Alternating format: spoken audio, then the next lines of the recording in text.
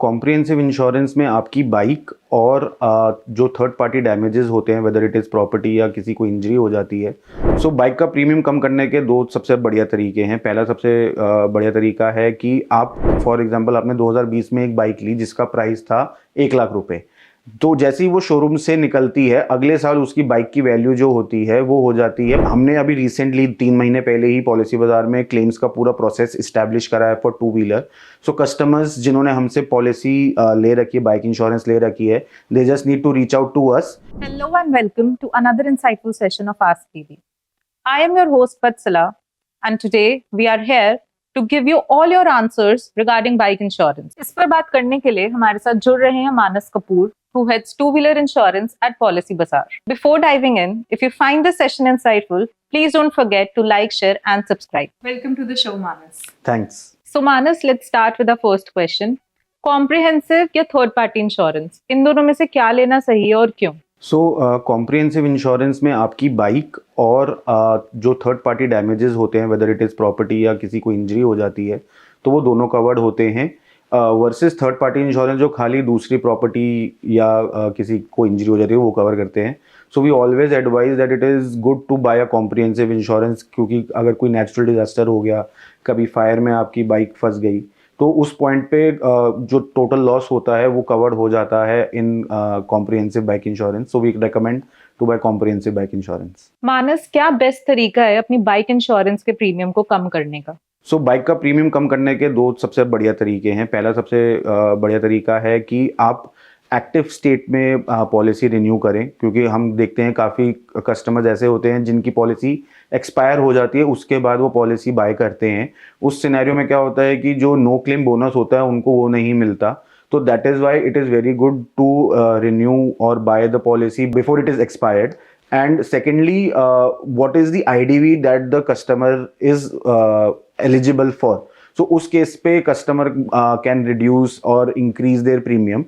So ये दो चीजें important होती हैं to reduce the premium for a bike insurance. On that note, Manas, you mentioned IDV, जिसे हम Insured Declared Value भी बोलते हैं। इसका क्या मतलब है और ये कैसे डिसाइड होता है? सो इसका सिंपल सा रूल होता है, जब आपने लेट सपोज एक बाइक ली, फॉर एग्जांपल आपने 2020 में एक बाइक ली जिसका प्राइस था 1 लाख रुपए, तो जैसे ही वो शोरूम से निकलती है अगले साल उसकी बाइक की वैल्यू जो होती है वो हो जाती है 15% कम होके 85,000 की, और उसके बाद हर साल उसकी वैल्यू 10% से डिप्रिशिएट होती है।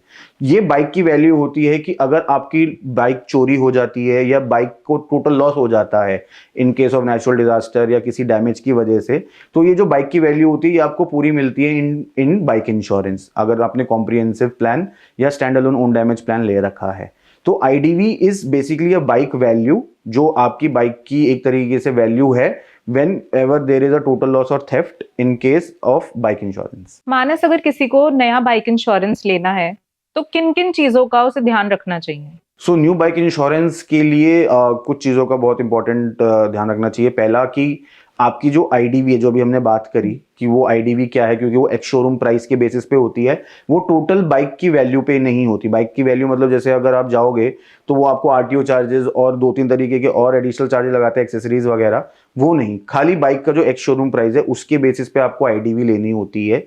और दूसरी सबसे इंपॉर्टेंट चीज़ है कि क्या एड ऑन लेने होते हैं, क्योंकि नई बाइक में रिस्क भी ज़्यादा होता है डैमेजेस का। तो उसमें प्रॉब्लम ये हो सकती है कि जैसे आपकी अगर बाइक चोरी हो जाती है फॉर एग्जांपल, तो एक कवर आता है आरटीआई करके, तो RTI is basically return to invoice, तो आपका जो पूरा बिल का वैल्यू है वो आपको मिल जाता है। इंजन प्रोटेक्शन, क्योंकि बाइक नहीं है, कुछ खराब हो गया तो आपको बहुत ज़्यादा डैमेजेस हो सकते हैं। अगर पुरानी बाइक हो जाती है तो कस्टमर्स होता है कि ठीक है यार हम लोकली ठीक करा लेते हैं, बट नई बाइक में कस्टमर्स को थोड़ा सा होता है कि वो शोरूम से ही ठीक कराएं या सर्विस सेंटर से ठीक कराएं।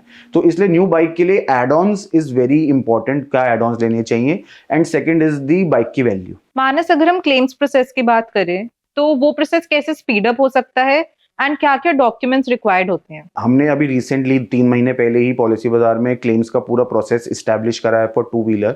सो कस्टमर्स जिन्होंने हमसे पॉलिसी ले रखी है, बाइक इंश्योरेंस ले रखी है, they just need to reach out to us and we will help them with the complete process. अब जैसे फॉर एग्जांपल बाइक चोरी हो जाती है तो उस सिनेरियो में उनको हम एडवाइस करते हैं कि आप जहाँ पे आपकी बाइक चोरी हुई है आप वहाँ पे पुलिस स्टेशन में जाके एफआईआर लिखवाइए।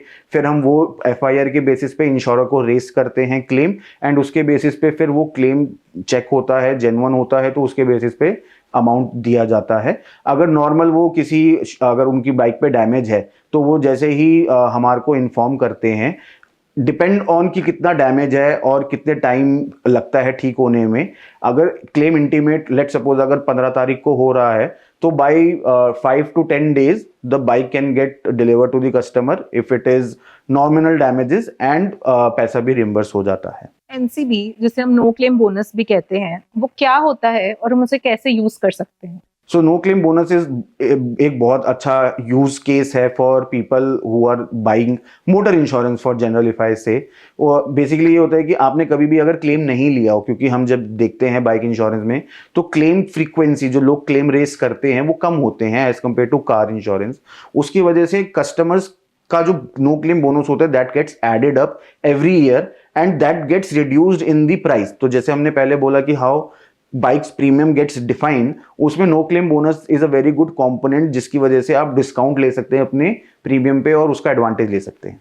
अगर एड-ऑन्स की बात करें जैसे रोड साइड असिस्टेंस या जीरो डेब्ट, इनका यूज केस सिनेरियो क्या होता है? सो रोड साइड असिस्टेंस आज के टाइम में बहुत बढ़िया एड ऑन है। अगर मैं यूज केस के या यूजर्स के पर्सपेक्टिव से बोलूं, अगर मैं बाइक चला रहा हूं और मेरी बाइक बंद हो गई तो बैटरी जंप स्टार्ट हो सकती है, ठीक है। अगर मेरी बाइक पंचर हो जाती है तो फ्लैट टायर अगर हो जाता है तो वो आके हवा भर के उसको स्टार्ट कर सकते हैं so that they can take it to the nearby place. So roadside assistance के बहुत सारे बेनिफिट्स होते हैं।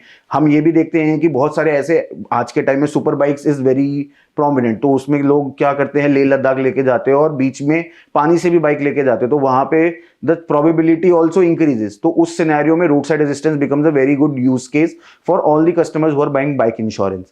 और सेकंड जो आपने बोला zero depth basically helps the customer basically, अगर उनकी जो भी डेप्रिसिएशन होती है on each of the material that is there in the bike उसको कवर करने के लिए।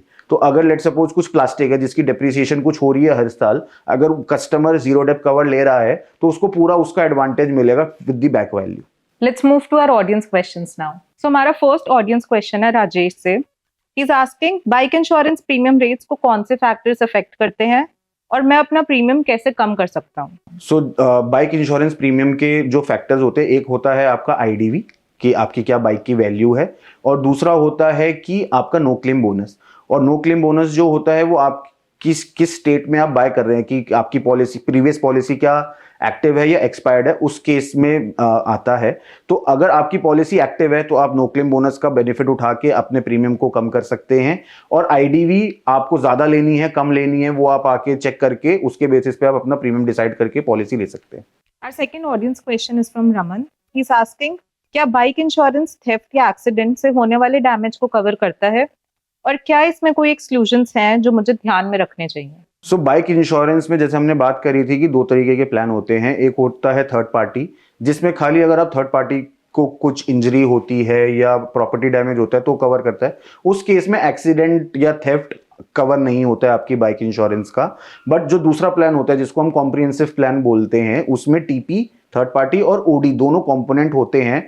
उस केस में अगर आपकी बाइक का एक्सीडेंट हो जाता है या आपकी बाइक की चोरी हो जाती है, उस केस में आपको उसका बेनिफिट मिलता है। प्राइमरी एक्सक्लूजन ये होते हैं कि आप you are not driving under the influence of alcohol और ड्रग्स, ठीक है। आपकी बाइक पहले से डैमेज ना हो, क्योंकि अगर आपकी बाइक पहले से डैमेज और बाद में आप पॉलिसी ले रहे हैं तो उस केस में आपको बेनिफिट नहीं मिलेगा। ये कुछ 2-3 एक्सक्लूजन्स हैं जो कस्टमर्स को ध्यान रखने चाहिए। Thank you for this insightful session, Manas. Thanks. I hope our audience is more informed on bike insurance now. But still, if you have any questions regarding bike insurance or otherwise, please drop it in the comment box.